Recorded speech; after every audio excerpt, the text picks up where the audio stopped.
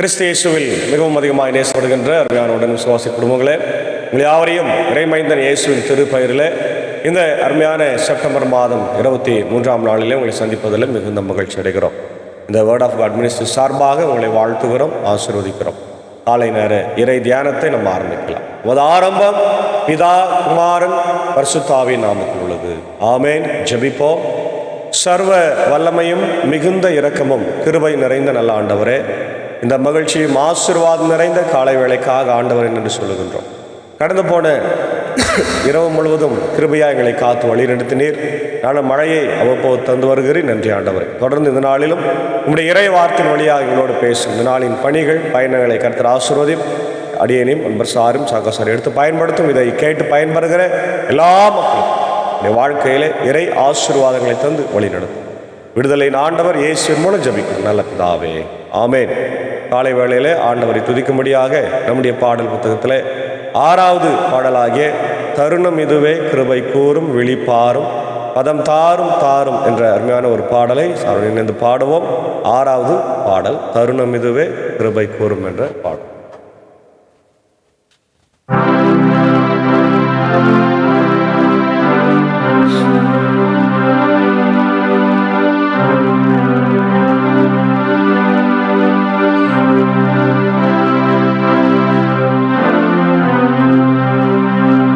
தருணம் இதுவே கிருபை கூறும் விழிப்பாரும் பதம் தாரும் தாரும். தருணம் இதுவே கிருபை கூறும் விழிப்பாரும் பதம் தாரும் தாரும். கருணை தெய்வ குமாரா கனமனுடவதாராம். கருணை தெய்வ குமாரா கனமனுடவதாரா. அருமை ரட்சகா இயேசுநாதா. உலகனைத்தும் வணங்கும் சத்யவேதா. ஒன்றன் அடியார் கருளும் தேருபாதா. சற்பிரசாதா நீதா. தருணம் இதுவே கிருபை கூறும் விழிப்பாரும் பதம் தாரும் தாரும்.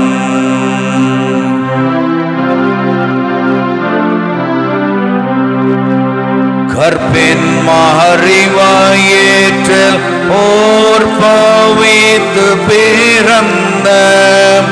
கற்பின் மறிவாயேற்றில் ஓர் பவித்து பிறந்த. கருத்தவியமே இயேசுராசா. பரிசுத்த சத்திய உபதேசா. ஏனை அடாட்சி தருளும் சர்வேசா. கிருபை வாசனேசா. கருணம் இதுவே கிருபை கூறும் விழிப்பாரும் பதம் தாரும் தாரும்.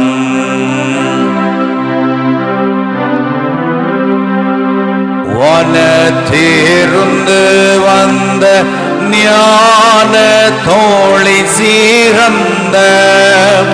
வனத்திருந்து வந்த ஞான தோழி சீரந்த. மகிமை பிதாவின் திருபாலா. ஆதி மைந்தர்கிறங்கும் அனுகூலா.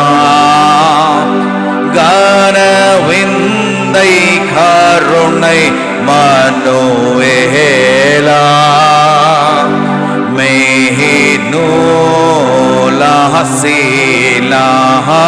தருணம் இதுவே கிருபை கூறும் விழி பாரும் பதம் தாரும் தாரும்.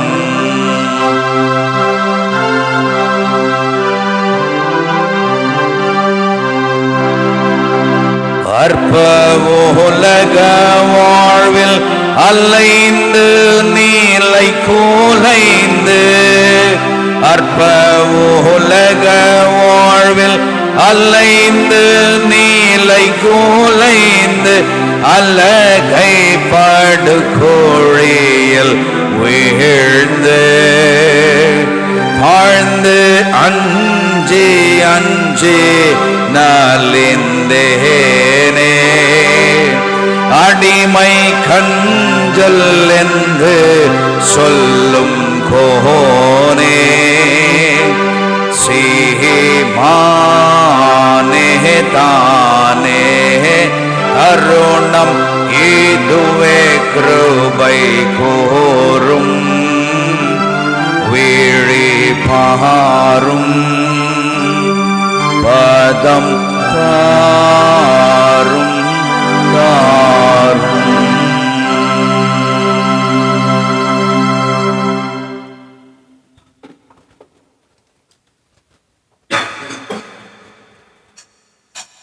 ஆண்டவராகிய இயேசு கிறிஸ்துக்குள் மிகவும் அதிகமாக நேசிக்கப்படுகின்றவர்களே, மீண்டுமாக உங்கள் யாவரையும் இறைமைந்தன் இயேசுவின் திரு பெயரிலே மீண்டுமாக உங்களை இந்த வேர்ட் ஆஃப் காட் மினிஸ்ட்ரி சார்பாக வாழ்த்துகிறோம், ஸ்தோத்திரங்களை தெரிவித்துக் கொள்கிறோம். இந்த நாளிலும் நாம் தியானிக்கும்படியாய் தெரிந்து கொண்ட கடவுளுடைய வார்த்தை அது ஆமோஸ் அவருடைய தீர்க்க தரிசன புத்தகம் 5ஆம் அதிகாரத்தில் இருக்கின்ற இறை வார்த்தைகள். கடந்த வாரத்திலிருந்து நாம் சோஷியல் ஜஸ்டிஸ் வீக் என்று நாம் பார்த்து வருகிறோம், அல்லது சமூக நீதி ஞாயிறு அல்லது சமூக நீதி வாரம் என்று நம்ம பார்க்கிறோம். இதனாலும் 5வது அதிகாரத்தில் நமக்கு என்ன சமூக நீதிக்கான மாற்றம், ஆவிக்குரிய மாற்றம் என்ன என்பதை ஆமோஸ் சொல்லுகிறத பார்ப்போம். இஸ்ரவேல் வீட்டாரே, உங்களை பற்றி நான் புலம்பி கூறும் இந்த வாக்கை கேளுங்கள். இஸ்ராயேல் என்னும் கன்னிப்பெண் விழுந்து கிடக்கிறாள், இனி எழவே மாட்டாள். தரையில் தன்னந்தனியாளாய் கிடக்கின்றாள், அவளை தூக்கி விடுவார் யாரும் இல்லை. முதல்ல ஒரு பெரிய கம்ப்ளைண்ட்டை ஆண்டவர் ஆமோஸ் வழியா சொல்றார். இஸ்ரவேல் என்னும் பெண் இல்லையா, அது சாதாரண பெண் இல்லை, கன்னி பெண். பொதுவாக நம்முடைய வீடுகளிலே நம்முடைய இளம் கன்னி பெண்களை பத்திரமாய் பாதுகாத்து வளர்ப்போம். ஏனென்றால் அவர்களுக்கு பத்திரமாக ஒரு நல்ல திருமணம் செய்து பத்திரமாக நம்ம நல்ல பேரோடு நம்ம அனுப்ப வேண்டும். அப்போது கன்னி பருவம் என்பது எல்லாருடைய வாழ்க்கையில், குறிப்பாக பெண்களுடைய வாழ்க்கையில் மிக முக்கியத்துவம் வாய்ந்தது. இவோ இங்கே இஸ்ரவேல் வீட்டாரை அல்லது இஸ்ரவேல் மக்களை கன்னி பெண்ணாக ஆண்டவர் இங்கே குறிப்பிடுகிறதை பார்க்கிறோம்.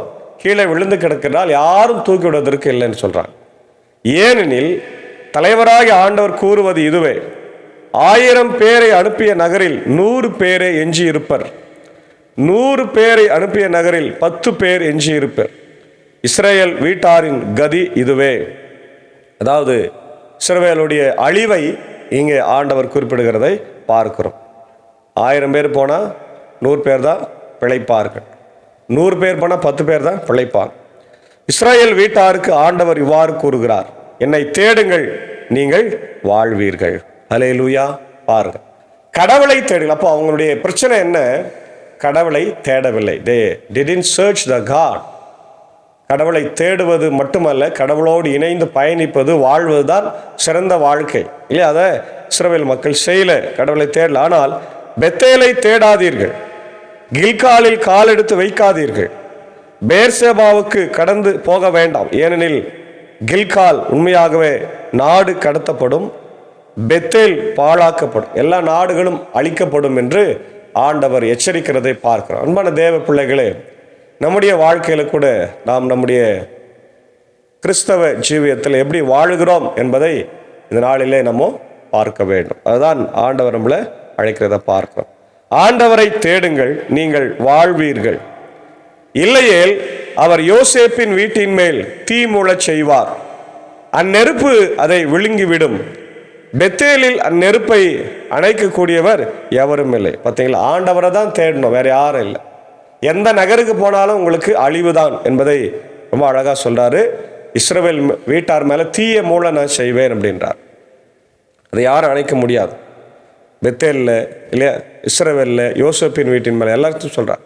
அவர்கள் நீதியை எட்டிக்காயாய் மாற்றுகிறார்கள், நேர்மையை மண்ணில் எரிக்கின்றார்கள். பார்த்தீங்களா, நீதி நியாயம் எதுவுமே அவங்க கிட்ட இல்லை. அதை நம்ம ஏற்கனவே பார்த்தோம். ஊழல் ஊழல் ஊழல் என்பதை அவங்க செய்கிறாங்க. ஆனால் அவரே கார்த்திகை மிருக சீரிடம் ஆகிய விண்மீன்களை உண்டாக்கியவர், கார் இருளை காலை பொழுதாக செய்வர், பகற்பொழுதை இரவு வேளையாய் மாற்றுபவர், கடல் நீரை அழைத்து நிலத்தின் மேல் பொழிய செய்பவர். அவர் பெயர் ஆண்டவர். அவங்க ஆண்டவரை மறந்துட்டு இருக்கிறாங்க. அதான் பெரிய ஒரு மிஸ்டேக். கடவுளை மறந்துட்டு இருக்கிறதுனால கடவுள் என்ன சொல்றாரு, எல்லாத்தையும் படைத்தவர் நான் தான். நீங்க வணங்குகிற நட்சத்திரங்கள், இந்த மிருகசீசம் இல்லையா, அதே போல விண்மீன்கள், கடலை படைத்தவர், வெட்டாந்தரை படைத்தவர் எல்லாம் நானே. அதே போல கடல்ல இருந்து அந்த தண்ணியை ஆவியாக்கி அதை நிலத்தின் மேல மழையாக பொழிய செய்கிறவரும் நான் என்றார். வலிமை மிக்க தலங்கள் மேல் அவர் அழிவை அனுப்புவதால் அவை அழிவை காண்கின்றன. அவர்கள் நகர் வாயிலில் நின்று கொண்டு தங்களை கண்டிப்பவனை பகைக்கிறார்கள், உண்மை பேசுபவனை வெறுத்து ஒதுக்குகின்றார்கள். நீங்கள் ஏழைகளை நசுக்கி அவர்களிடம் தானிய வரியாக வாங்கியதை கொண்டு நன்கு செதுக்கிய கற்களால் வீடு கட்டினீர்கள். அந்த வீடுகளில் நீங்கள் வாழப்போவதில்லை. அருமையான திராட்சை தோட்டங்களை அமைத்தீர்கள், அவை தரும் திராட்சை ரசத்தை நீங்கள் குடிக்கப் போவதில்லை. உங்கள் குற்றங்கள் எவ்வளவு மிகுதியானவை என்றும் உங்கள் பாவங்கள் எத்தனை கொடியவை என்றும் நான் அறிவேன் என்று ஆண்டவர் சொல்லுகிறார். அன்பான தேவ பிள்ளைகளே, இந்த பகுதி ரொம்ப பெரிய ஒரு பகுதி. ஏற்கனவே 25 வசனங்கள் இருக்கிறது. இப்போ என்ன கம்ப்ளைண்ட் பண்ணுறார் ஆண்டவர், நீங்கள் திருப்பி திருப்பி கடவுளை தேடாமல், கடவுளுக்கு முக்கியத்துவம் தராமல் ஏழைகளை ஒடுக்கி கொண்டே இருக்கிறீர்கள், ஏழைகளை நசுக்கி கொண்டே இருக்கிறீங்க, அவங்களைய நீங்கள் ஏமாத்துகிறீர்கள், சுரண்டுகிறீர்கள், இப்படி ரத்தத்தை குடிக்கிறீங்க அப்படின்ற ஒரு பெரிய குற்றச்சாட்டை ஆண்டவர் வைக்கிறார். அதான் சொல்கிறாரு, நீங்கள் அவங்ககிட்ட தானிய வரி, அந்த வரி, இந்த வரியெல்லாம் போட்டு வீடு கட்டுகிறீங்க, அதே நேரத்தில் அந்த வீட்டில் நீங்கள் வாழ மாட்டீங்க. அதே போல் அவங்ககிட்ட வரி வாங்கி திராட்சை தோட்டத்தை உருவாக்குறீங்க, அந்த திராட்சை தோட்டத்தில் வருகிற திராட்சை ரசத்தை நீங்கள் என்ன பண்ண மாட்டீங்க, பருக மாட்டீங்க. இன்னைக்கு கூட நம்ம இந்த வரியை பற்றி பேசும்போது ஜிஎஸ்டி 18% குறைக்கப்பட்டிருக்கிறதாக நம்ம பார்க்குறோம். சிறிய சிறிய பொருட்கள், கொஞ்சம் பெரிய பொருட்கள், காரு, பைக்கு, உணவுப் பொருள், சின்ன சின்னதெல்லாம் இன்னைக்கு வரி இறக்கப்பட்டிருக்கிறது. இதை நம்முடைய மத்திய அரசாங்கம் செய்தது வரவேற்கத்தக்கது. ஆனால் இன்னும் அவங்க நிறைய காரியங்களை செய்யணும். இது மட்டும் போதாது. மக்களுக்கு வாழ்வை பெறுவதற்காக அரசாங்கம், மத்திய அரசாங்கம், மாநில அரசாங்கம் எல்லாம் அவங்க செயல்பாட்டிற்கு கொண்டு வர வேண்டும். அதை நம்ம இங்கே பார்க்குறோம். பாருங்க, நல்லாரை துன்புறுத்துகிறீர்கள், கையூட்டு வாங்குகிறீர்கள், நகர் வாயிலில் வறியோருக்கு நீதியை வழங்க மறுக்கிறீங்க. நல்லார் நல்லவங்களுக்கெல்லாம் துன்பத்தை கொடுக்குறீங்க, நீதியை நிலைநாட்டில். அப்புறம் கையூட்டுனா லஞ்சம் வாங்குறீங்க. ரொம்ப இன்னைக்கு மிகப்பெரிய ஒரு ஊழலில் முக்கியமான பகுதி லஞ்சத்தினால இன்னைக்கு நம்முடைய தேசம் வளர்ச்சி அடையாமல் இருக்கிறது. வளர்ச்சி அடைந்த தேசமாக அறிவிக்கப்பட வேண்டும் என்றால் அந்த இடத்துல லஞ்சமே இருக்கக்கூடாது. எல்லா துறைகளிலும் நீதி நேர்மை இருக்கணும். அது இல்லை. இன்றைக்கி மருத்துவத்துறை அல்லது காவல்துறை அல்லது ஆசிரியர் துறை அல்லது இன்ஜினியர், எந்த துறையில் நீங்கள் பார்த்தாலும் லஞ்சம் லாவண்யம் இன்னைக்கு புழுங்கி கொண்டு தான் இருக்கிறது. அப்போது கடைசியாக இன்றைக்கி அது நீதிமன்றங்களிலே தலையை விரித்து ஆடுகிறது. அதனால் நீதியை கூட விலை கொடுத்து வாங்குகிற அளவிற்கு இன்றைக்கி பணக்காரர்களும் இருக்கிறார்கள். இன்றைக்கி லஞ்ச லாவணியங்கள் ஆடுகிறது. அதெல்லாம் ஆண்டவர் இதை கடுமையாக எதிர்க்கின்றதை நம்ம பார்க்கின்றோம். அது கெட்ட காலம் என்பதால் அப்போது விவேகம் உள்ளவன் வாய் திறக்க மாட்டான். நன்மையை நாடுங்கள், தீமையை தேடாதீர்கள், அப்பொழுது நீங்கள் சொல்வது போல் படைகளின் கடவுளாகிய ஆண்டவர் உங்களோடு இருப்பார். தீமையை வெறுத்து நன்மையை நாடுங்கள், நகர் வாயிலில் நீதியை நிலைநாட்டுங்கள், அப்பொழுது ஒருவேளை படைகளின் கடவுளாகிய ஆண்டவர் யோசேப்பின் வீட்டாரில் எஞ்சியிருப்போருக்கு இரக்கம் காட்டுவார். ஆகையால் படைகளின் கடவுளும் தலைவருமாயிருக்கிற ஆண்டவராகிய கர்த்தர் இவ்வாறு கூறுகிறார், பொது இடங்கள் எங்கும் அழுகுரல் கேட்கும், எல்லா வீதிகளிலும் ஐயோ ஐயோ என்ற புலம்பல் எழும்பும். வயலில் வேலை செய்வோரை அழுவதற்கு கூப்பிடுவார், ஒப்பாரி பாட தெரிந்தவர்களை ஓலமிட்டு புலம்பி அழைப்பர். திராட்சை தோட்டம் எங்கனும் ஒரே அழுகையா இருக்கும், ஏனெனில் உங்கள் நடுவே நான் கடந்து செல்வேன் என்கிறார் ஆண்டவர். பாருங்க, எங்க பார்த்தாலும் புலம்பல் சத்தம். ஏன்னா அழிவை தருகிறேன், நியாய தீர்ப்பை செய்கிறேன் ஆண்டவர் என்று எச்சரிக்கிறதை பார்க்கிறோம். அதே போல ஆண்டவர் நாளை பார்க்க விரும்புவோரே உங்களுக்கு ஐயோ கேடு. ஆண்டவரின் நாளுக்காக நீங்கள் ஏங்குவது ஏன்? அது ஒளிமிக்க நாள் என்று இருள் சூழ்ந்த நாளாக தான் இருக்கும். கடவுளுடைய நாளை இவங்க பார்க்க துடிக்கிறாங்க. அதாவது கடவுள் வருவார், கடவுள் எங்களை மீட்பார். ஆனால் ஆண்டவர் என்ன சொல்றாரு? கடவுளுடைய நாள் என்பது மப்பும் மதானமா இருக்கும். அது உங்களை அழிக்கின்ற நாளாக இருக்கும், நியாய தீர்ப்புக்கு உங்களை வித்துட்டு செல்லுகின்ற நாளாக இருக்கும். அது பாருங்க, அது எப்படி இருக்குது? அந்த நாள் சிங்கத்திடமிருந்து தப்பி ஓடிய ஒருவனை கரடி ஒன்று எதிர்கொண்டு போலும். அவன் அங்கிருந்து தப்பி ஓடி வீட்டுக்குள் நுழைந்து சுவரில் கை வைத்து சாய்ந்த போது பாம்பு ஒன்று கடித்து போல இருக்கும். பாருங்க, கடவுளுடைய நாளில் என்னன்னா தப்பித்து கொள்ள முடியாது. சிங்கத்தை கிட்ட ஓடுவோம், கரடி கிட்ட ஓடுறான், ஓ இதுலேருந்து நம்ம தப்பிச்சாச்சு, வீட்டுக்கு வந்துட்டு வீட்டில் வச்சா கையை சோறு மேலே பாம்பு கொத்தி செத்துப்போம்.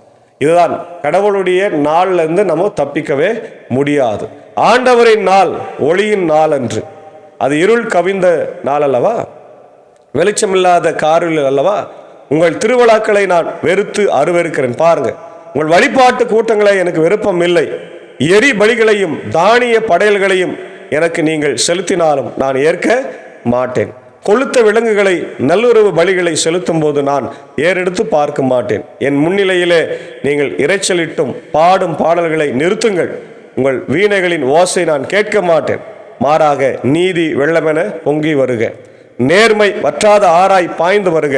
இஸ்ரவேல் வீட்டாரே, பாலை நிலத்தில் இருந்த அந்த 40 ஆண்டுகளில் பலிகளும் காணிக்கைகளும் எனக்கு கொடுத்தீர்களோ? நீங்கள் சிக்கூத்தை மண்ணாகவும் கீயோனை விண்மீன் தெய்வமாகவும் ஏற்றுக்கொண்டீர்கள். அவற்றின் வடிவில் உங்களுக்கென சிலைகளும் செய்து கொண்டீர்கள். அந்த சிலைகளை நீங்கள் தூக்கி கொண்டு போகும்போது அது நாள் வரும், உங்களை நான் தமஸ்குவுக்கு அப்பால் நாடு கடத்த போகிறேன் என்கின்றார் படைகளின் ஆண்டவர். அவரது பெயர் படைகளின் ஆண்டவர். நல்லா கவனிங்க, இவங்க கடவுளை விட்டுட்டாங்க. அதனால் ஆண்டவர் என்ன சொல்றாரு? உங்களுடைய ஆராதனையை, உங்களுடைய பாடல்களை நான் வெறுக்கிறேன். அது வெறும் புலம்பலாக தான் மாறிப்போங்க. ஒரு சும்மா கத்தின்னுக்கிறீங்க இல்லையா, அதில் எந்த விதமான ஒரு உயிரும் இல்லை, விசுவாசமும் இல்லாமல் பாடுறீங்க. ஏதோ ஒரு கடமைக்காக பாடுன்னு பாடுறீங்க. அதே போல் பலி செலுத்துறீங்க, கடமைக்காக செலுத்துறீங்க. அப்போ ஆண்டவர் கேட்குறாரு ரொம்ப அழகா, இங்கெல்லாம் பலி செலுத்துறீங்க சரிதான், ஆனால் பாலைவனத்தில் எனக்கு பலி செலுத்துனீங்களா? அப்போ நான் உங்களை ஆசீர்வதிக்கலையா? அப்போ பலியை நான் விரும்பலை, உங்களுடைய மனம் திரும்புதலை நான் விரும்புகிறேன் இல்லையா? அதனால் நீதியை எட்டிக்காயாக மாற்றுகிறீர்கள், மனம் திரும்புங்கள், இல்லையேல் கர்த்தருடைய நாள் பயங்கரமாக இருக்கும் என்பதை மிக தெளிவாக ஆண்டவர் நமக்கு ஒரு எச்சரிப்பின் சத்தமாக இன்றைக்கு கொடுக்கின்றார். அதே போல் பாருங்கள், ஆங்கிலத்தில் lamentation and call to repentance. Amos 5 is a lamentation over the impending judgment on Israel, highlighting their spiritual adultery and social injustice. Call to repentance. The chapter emphasizes the importance of repentance and seeking God rather than relying on empty rituals. Lament for Israel. Fallen virgin Israel will not rise again due to the rejection of God's law and their social justices. Devastating consequences. The chapter describes the devastating consequences of Israel's actions, including the loss of many lives. Seeking God and live. Seeking God. Amos calls Israel to seek God and live rather than seeking the sanctuaries at Bethel and Gilgal. Warning of judgment. The chapter warns of impending judgment if Israel does not repent. Social justice, injustice and oppression of the poor highlighted, including their exploitation and violence. Silence the prophets. They have silenced the prophets who spoke out against their injustices. The day of the Lord, seeking God, seeking good, remnant. The chapter mentions the possibility of remnant being spared if they spent. Woe to the complacent. Darkness, not the light. Warning to the complacent. Rejection of empty worship. Empty worship. God rejects Israel's empty worship, including their festivals and offerings. Exile and captivity. The chapter concludes with threat of exile and captivity if Israel's not repent.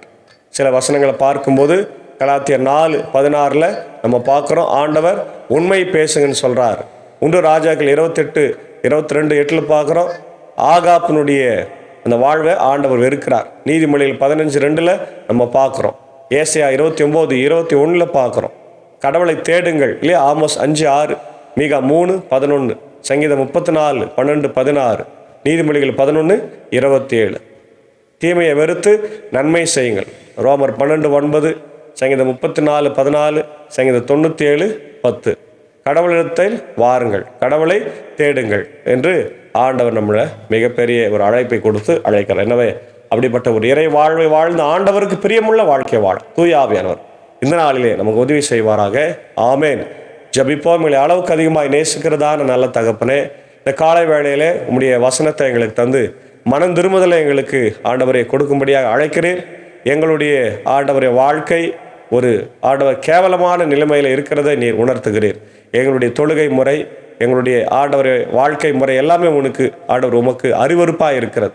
அது வெறும் பாவத்தில் இருக்குது. ஆகவே எங்களுடைய வாழ்க்கையை மாற்றிக்கொண்டு உமக்கு நேராக எங்கள் வாழ்வை இந்த நாளில் திருப்ப எங்களுக்கு உதவி செய். இந்த நாளின் எங்களுடைய பணிகளையும் பயணங்களையும் ஆசீர்வதி. இதை கேட்டுக்கொண்டிருக்கிற ஒவ்வொரு மக்களையும் கர்த்தர் ஆசீர்வதி. உலக அளவில், இந்தியா அளவில், தமிழ்நாட்டு அளவில் எல்லாரையும் கர்த்தர் ஆசீர்வதி. இந்த நேரத்தில் என்னுடைய தாய் திருச்சபையாக இந்திய சுவிசேஷ திருச்சபைக்காகவும் இப்படி இந்திய தேசத்திற்காகவும் ஆண்டவரே இப்படி ஊழியர்கள், ஆயர்கள், சபை மக்கள், குடும்பங்களுக்காக ஜெபிக்கிறோம். எல்லாரையும் ஆசீர்வதிங்க, பலப்படுத்துங்க.